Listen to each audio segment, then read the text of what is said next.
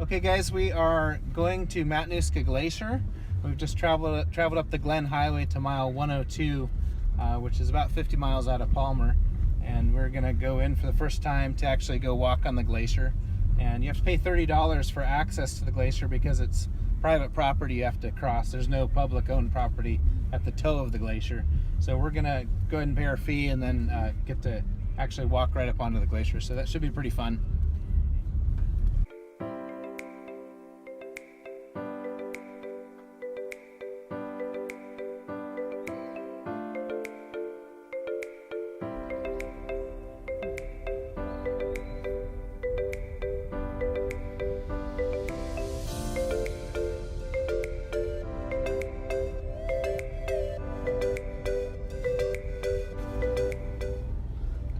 Crossing over the Matanuska River here on a wooden bridge. So just about 2 miles down the road, you're gonna come to this gift shop area, and they also have a gate that restricts access. You just go into the gift shop, pay your fee, and in 2017 it's $30 for non-residents, $25 for residents of Alaska. Seniors are $25 and kids are $10. You can then get into access into the glacier, and you drive your car about 2 more miles to within a quarter mile of the foot of the glacier. That's what we're going to go see next. Even now we can feel the cool air of the glacier, what we call the natural air conditioning here in Alaska. So here's the parking area, and you'll basically be parking on a little moraine that overlooks the toe of the glacier. And you can see the glacier right over here. So there's a little lake down there from the melted glacier water. We're gonna see if we can find a way to get around that to actually hike onto the glacier. It looks like a lot of people are doing that now.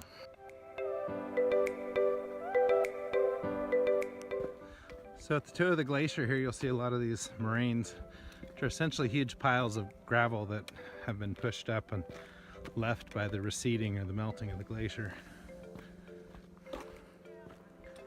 And where we live in the Matanuska Valley, the terrain is a little hilly, and most of that is all built on glacier moraines. So much of the area that we live in is post-glaciated area. It's pretty neat that you can walk into a place like this that actually has a glacier still present and close enough to walk right up to and touch or walk on, hike on, so on.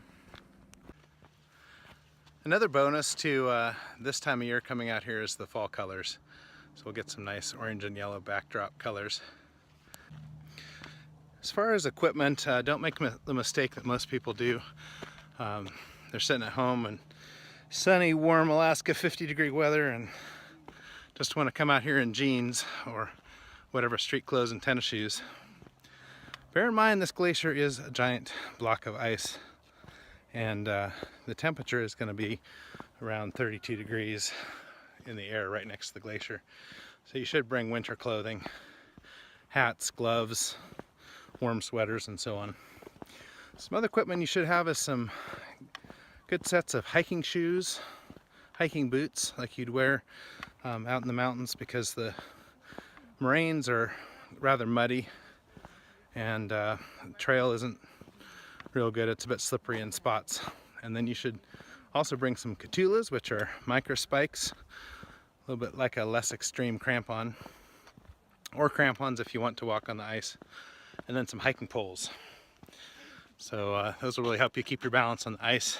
If you at least have some spikes for your feet and some hiking poles to keep your balance, it'll be a lot safer and let you actually traverse out onto the ice a ways if you like to, which is really a whole part of the experience and quite limiting if you can't do that.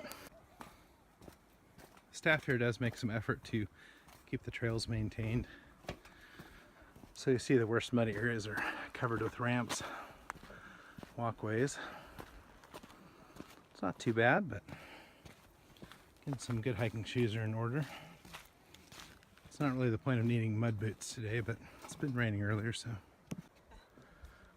It's also good if you can wear some bright headwear. Keep yourself from getting lost.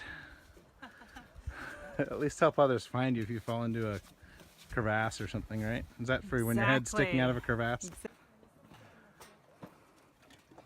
We also have with us our friends from Brazil who are making their way across the walkways. And beautiful fall colors here as you look out across the landscape. Right up there is Lion's Head. That's quite a fun hike in itself. It has steep cliff sides carved from the glacier, and it's a high point with the Matanuska River walking around right beneath it. Alright, so this is the first steps here right onto the glacier ice. So it's covered in mud, but this is all ice right here. This muddy looking stuff is actually glacier flour, which is this gray flour consistency mineral that's a product of the glacier grinding the rock under immense pressure and force. And that's what gives all of our water this gray look. When you see a stream that's got this color, that means it came from glacier melt off. So there's the glacier water right there. Kind of a nice view of the silt-y. I'm not going to say silt because it's finer than silt. It's more like a flour. The flour there, mineral flour, in the water, flowing in random Brownian motion. What did we find? No, it's really awesome because you explained to us, but for us it's like we are walking on the mud. And the mud has yeah. some ice. But then I saw here. Yeah. I'm telling you, you're on the glacier, yes. Yeah. Yep, that's called a crevasse. It's a tiny crack.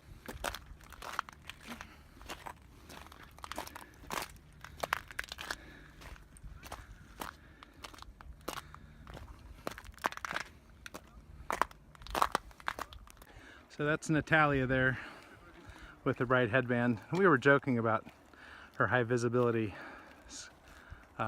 scrunchie there, but brings up a good point that it's a good idea to wear something very bright and colorful when you go out in the wilderness. You never know when something unexpected might happen.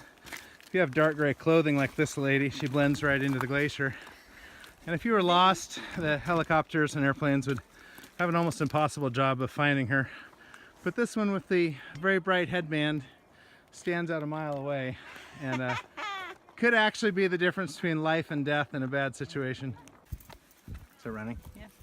So these are the Catula brand of micro spikes, and they just go right on over your hiking boot or hiking shoe, whichever it may be. They're a rubber top, so they snap right into place. Want to make sure they're good and tight, but this isn't anywhere near as extreme as a crampon, but really turns your regular hiking shoe into something that will go very nicely over mud or over ice. Could definitely save you from a nasty fall. So Catula brand, that's what I use, but there's others out there. Essentially you want to get micro spikes. So sometimes the uninitiated call them crevasses, but these are called crevasses here, and they can be quite large to where a school bus could drive down into them. And the danger is in the winter time, they can be completely covered in snow and much larger than what you're seeing here. And you can walk on the snow and then fall right through the snow into a crevasse that basically buries you alive, and you're invisible to search and rescue. And unless you can climb your way out with an ice axe or ice picks, you're probably about done as far as your life is concerned. So always travel with a buddy, rope up, use proper equipment when you need to. Make sure you know what you're doing before you walk on a glacier. I'd recommend going with an approved guide if it's your first time. So here's a better view of a slightly bigger crevasse.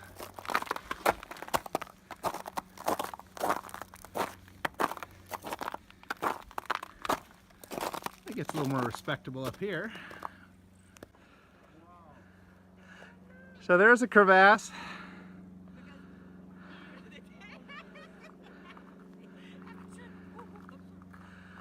I'd say crevice is a more generic term for a gap, and a crevasse would be more specific for a glacier.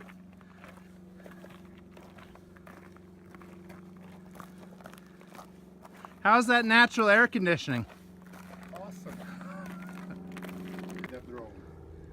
This is a very convenient rock bridge, unless they've driven heavy equipment out here, which is possible.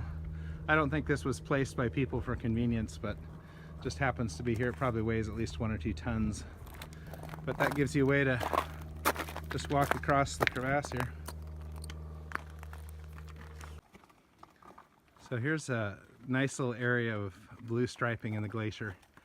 The ice becomes compacted with immense pressure of the glacier, and it's almost like looking at rock geology, because the highly compacted ice gets this blue color. So you see a vein of extremely dense compacted pure ice under the white ice there. That's part of the feature of the glacier.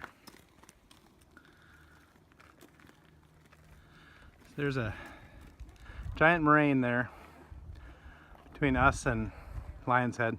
I don't know if that's solid gravel or gravel over ice. It's probably just solid gravel that's been pushed up. And all this white is essentially just compacted snow. But where you see the deep blue, that's the ice of the glacier. That's the ancient stuff.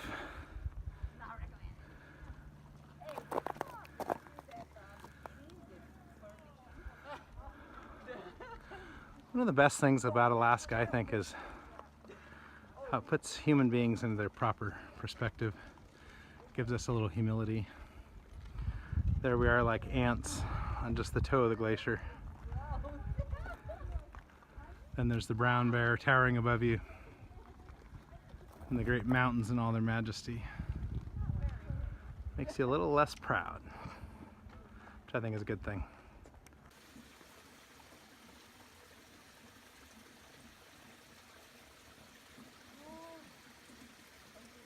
This isn't the cleanest piece of ice, but you can really see the blue in there under the gravel.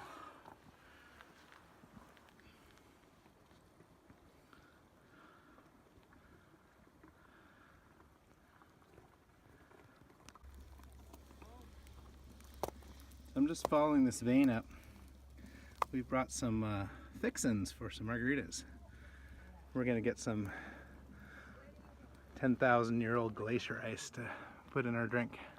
You see the vein so clearly there. Believe me, it's about twice as blue and bright as what you're seeing on your screen.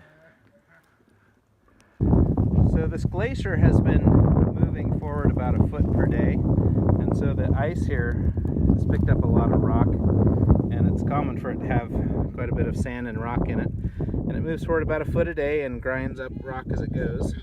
But this is the blue ice here that we're trying to get. This stuff has been compressed and buried here in the glacier for probably at least 10,000 years, and so we want this very ancient ice that we're going to make our drinks out of.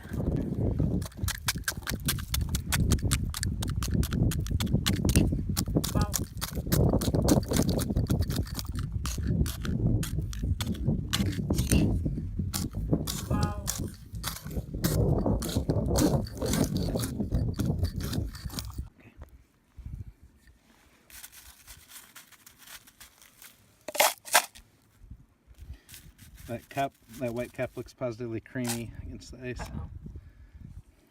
I sprung a leak. You're gonna tell it, yeah. Look at all that aggression. It's not the stab, it's the glacier. Look at all that shit. Really aggressive with that. So hey guys, thanks for going with us here to visit the Matanuska Glacier. It was fun to have you along. If you're in the South Central Alaska area, this is a do not miss site. It's super accessible out here, extremely beautiful, and one of the best Alaska experiences you can have.